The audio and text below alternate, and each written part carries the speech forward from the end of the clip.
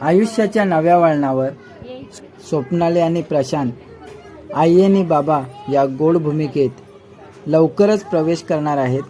त्यांचा आनंद द्विगुणित करण्यासाठी त्यांना शुभ आशीर्वाद द्यायला विसरू नका. तिथं बस की तिच्या मांडीवर.